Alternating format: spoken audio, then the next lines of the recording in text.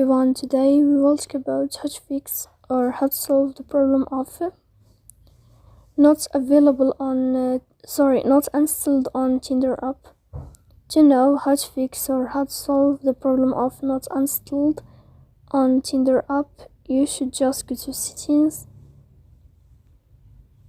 In the first, you can go to the window of apps and you can click on Tinder.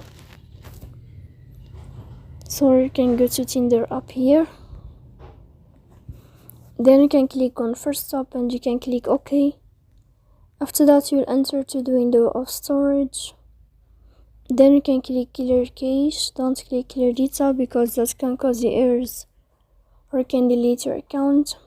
In the end, you can turn off your phone and you can turn on your phone again. So please don't forget to support us by like and subscribe. See you next time in another video and thank you for watching.